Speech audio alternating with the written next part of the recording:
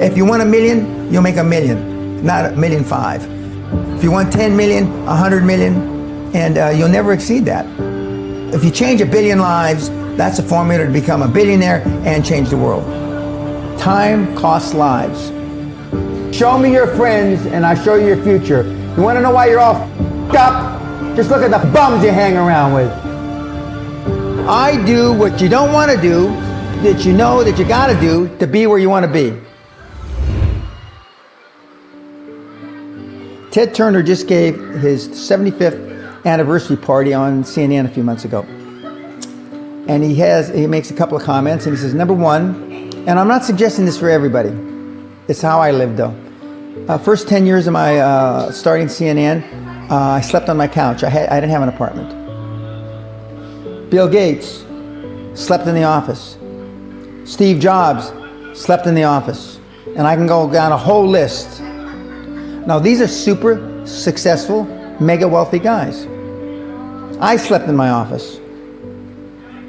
Not everybody's willing to make that sacrifice. But it's not the only thing. But even if you don't sleep in your office, if you want to send your kids to a better school, if you want to be able to take care of your mother when she gets dementia, if you want to, this all takes money. My children aren't getting any of my money when I die. Not one centavo, not one penny. And two of my kids are cool with it. One of them's not so cool with it. I'm not gonna, I think Andrew Carnegie, by the way, Andrew Carnegie, arguably the richest, most successful entrepreneur of all time, he said the best thing that you can have for a child is him to be born into poverty. And I agree.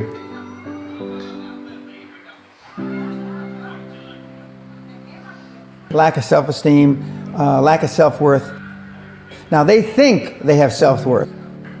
They think because they've made a few bucks. But in actuality, and when they measure it against the other 8, 10, 12 people sitting around the table, they realize, or they start to question, hell, maybe I was just lucky. Now, all of us, when you're only a one-trick guy or gal, think, was I lucky? Now, I've done it so many times, I know I wasn't lucky. I might have been lucky the first time, but I haven't been lucky the 15, 20, 40, 50. I know that. Okay. But maybe I was lucky the first time. But my life changed when I was pretty much a haphazard kid, got in a lot of trouble, got arrested 4 or 5 times, thrown in jail. And this was with my dad as a cop. But then I volunteered for the draft in 1966 at the height of the Vietnam War. And I went to OCS, and that changed my life because it was the really first real high performance thing that I could measure myself against with other people. 2/3 of all Fortune 500 CEOs have one thing in common: military background. Really? 2/3 of those 2/3 have something else: martial arts. What do you learn in martial arts, Brian? Discipline, focus. A lot of people don't believe they deserve to be there. I convince them, and we have these drills, why you belong there. A lot of people that come there, with money, that have made money, think they made it by accident. Right. I just had one of my superstars who's made $100 million tell me in the last week, I'm not sure I'm going to have another lucky accident.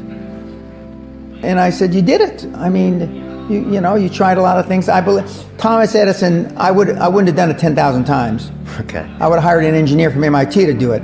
But I mean, I've tried a lot of things. Nobody's failed at more things than I have. And the first 100 million are successes, but I could write a book about failures that'd be, because I've tried a lot of different things.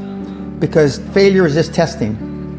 And one of the reasons I've been so successful in generating this equity and value in my kids, and I call you all kids, is because I convince them that making a mistake is okay.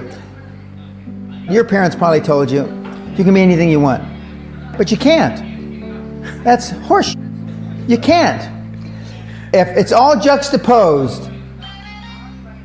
But what you tell them is that you can do anything you want that you have passion for, because that eliminates most of the crap.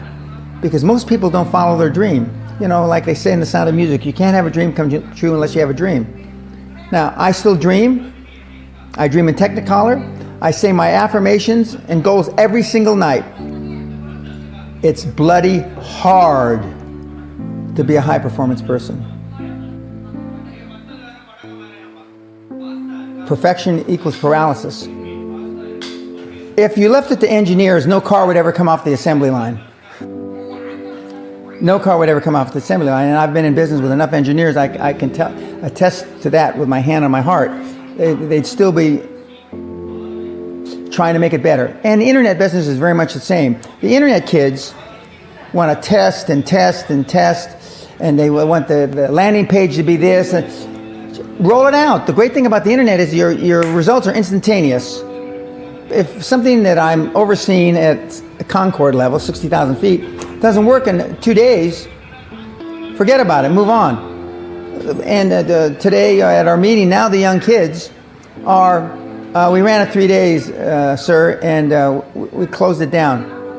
And they are thinking I'm going to ask why. I said, no, that's fine, next. Because without them making mistakes and without them being allowed to make the decision, they never get any better. And 95% of the time, I know probably better than they do. We're never going to be able to know everything or have them know everything unless they make some mistakes and get comfortable with making mistakes. What gets measured gets accomplished. Without measurement, you're just fooling yourself. Before I had any money, I used to go to the Rolls-Royce dealers and sit in the cars and smell the leather, touch the leather, okay? I went to $1 million houses, and my wife and I would walk through the house, and they'd say, when are your parents getting here, kids? No, we are the buyers. Practice within when you're without. Practice being successful. How many people listening to this today practice being successful today? Through affirmations, through going to the Rolls-Royce dealer, maybe Lamborghini, maybe something else. Right. In my particular case, it was Rolls-Royce. And within a year of me going to the Rolls-Royce dealer, I had a Rolls, okay? Within 19 months of me dreaming and adding it to my goals, a castle on an island, I own Guthrie Castle. 19 months. Okay. Go to stores you can't afford. Go hire lawyers you can't afford. Lawyers will meet with anybody. Accountants will meet with anybody. Go to the big four accountants with a business idea. The first couple meetings are for free. Jettison probably a lot of the people you'll hang around with. If you have poor public speaking skills, join Toastmasters. Do these. If you went to a good school and you're not successful, go to the alumni deals. Okay? I didn't go to a good school. I'm a perfect living example that a lot of trouble as a kid, working class background, my parents, went to just a mediocre university that I flunked out of 3 times before I finally graduated with honors, but and had no money to begin with, $820. So it's all possible. But I devoted myself to feeling successful. I was wearing suits like this before I could afford them. Most people procrastinate because they're unsure, so just do it. And but I've never had a problem just doing it, because one of the things is you learn as a young combat infantry officer is time costs lives. We overanalyze because we're unsure. We don't overanalyze because we are not sure if it'll work or not. We're more worried about, on the emotional side, it embarrassing us.